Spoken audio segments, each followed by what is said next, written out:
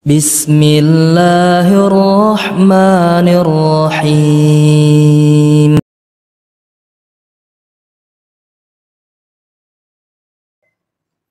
Jalan yang lurus itu panjang, sedangkan jalan-jalan yang menyimpang selalu pendek. Ini diisyaratkan oleh Rasulullah SAW dalam hadis sahih riwayat Imam Abu Dawud, Imam Ahmad dan yang lainnya dari sahabat yang mulia Abdullah bin Mas'ud radhiyallahu taala anhu. Hadis ini mungkin pernah kita dengar, cuman di sebagian jalurnya ada penjelasan yang lebih rinci. Rasulullah SAW menggambarkan di hadapan para sahabatnya. Ibnu Mas'ud radhiyallahu taala anhu berkata, "Khattalana Rasulullah SAW khattan biyadih." Rasulullah SAW pernah membuat satu garis lurus di hadapan kami. Tsumma qala hadza sabilullahi mustaqiman. Kemudian beliau bersabda, inilah jalan Allah yang lurus. Di sebagian riwayat hadis ini dikatakan khattalana khattan tawilan mustaqiman. Rasulullah SAW menggaris sebuah garis yang panjang dan lurus. Setelah itu beliau membuat garis-garis yang pendek di sisi kanan dan di sisi kiri garis yang lurus tadi. Coba lihat, garis-garis yang pendek menyimpang itu menggambarkan bahwa garis ini tidak berumur panjang. Jalan ini akan segera berakhir. Ciri-cirinya, orang-orangnya selalu tidak bersabar dalam menuntut ilmu, tidak bersabar dalam menasehat, tidak bersabar dalam mengamalkan sunnah Rasulullah SAW. Coba lihat orang-orang Khawarij. Mereka tidak bersabar dalam menuntut ilmu. Ahlu sunnah mengajarkan kita mentaati pemerintah, menasehati ke mereka dengan cara yang baik. Tidak boleh kita melakukan pemberontak kepada pemerintah selama pemerintah kita masih membiarkan kita menegakkan syiar-syiar Islam. Mereka tidak sabar. Apa yang mereka lakukan? Melakukan teror, melakukan pemboman, akhirnya membunuh kaum muslimin, bahkan membunuh orang-orang yang dilarang untuk dibunuh dalam Islam. Jalan yang mereka tempuh tidak berumur panjang karena mereka tidak sabar. Ahlu sunnah wal jamaah tidak mengajarkan demikian. Saya katakan tadi, mulai dari menuntut ilmu. Imam Ahmad bin Hanbal rahimahullah ta'ala pernah, ketika beliau sudah berusia cukup tua, masih berlari ke sana kemari mengejar majelis-majelis ilmu hadis di zaman beliau.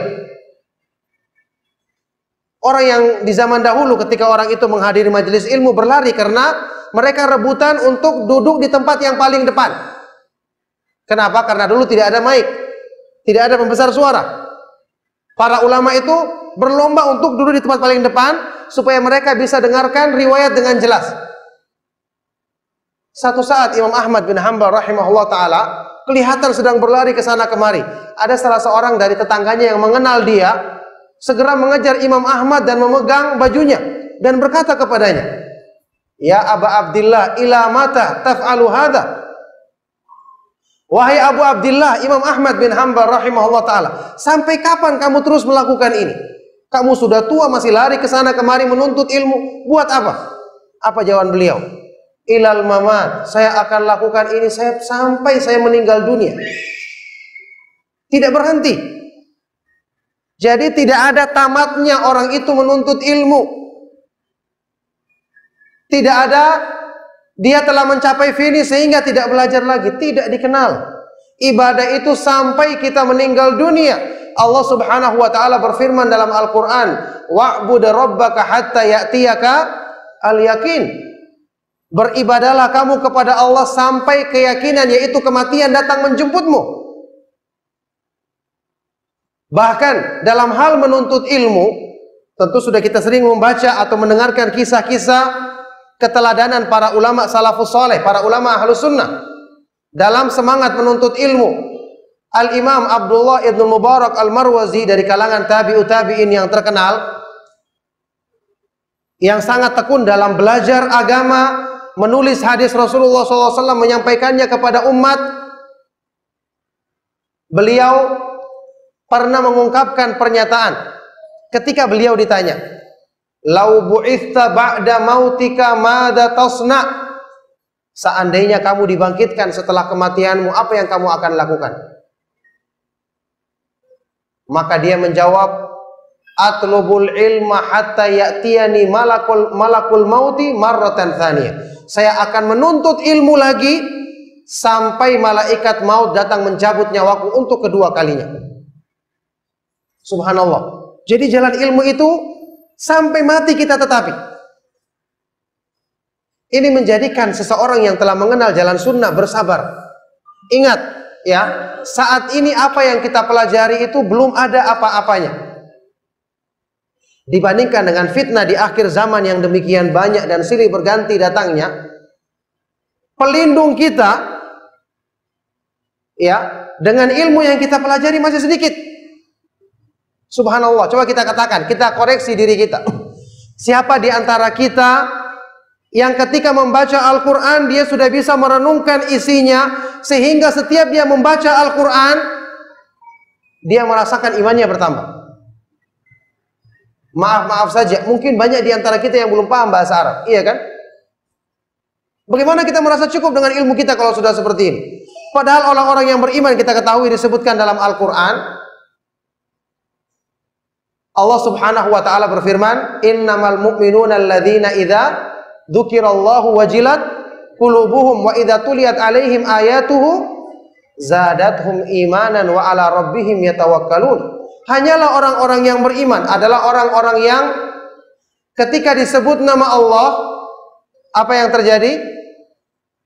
Akan bergetar takut hati mereka, dan ketika dibacakan ayat-ayat Al-Quran, ayat-ayat Allah, bertambah imannya. Saat ini kita membaca Al-Quran saja masih kita jarang-jarang lakukan dalam kehidupan kita. Al-Quran diturunkan untuk dibaca dan direnungkan isinya. Al-Quran itu obat penyakit hati. Artinya kalau hati ingin diobati harus tersentuh dengan makna Al-Quran. Nah sekarang saat ini kebanyakan kita membaca Al-Quran cuma hurufnya saja, cuma mulut kita yang tersentuh. Terus kapan hatinya diperbaiki dengan Al-Quran? Karena tidak paham isinya. Bahkan minimal mungkin kita baca Al-Quran, lihat terjemahannya, jarang juga kita lakukan. Kapan hati kita akan diperbaiki? Terus orang-orang merasa saya sudah lama belajar, saya sudah lama mengikuti pengajian, sampai kapan saya terus menuntut ilmu? Subhanallah.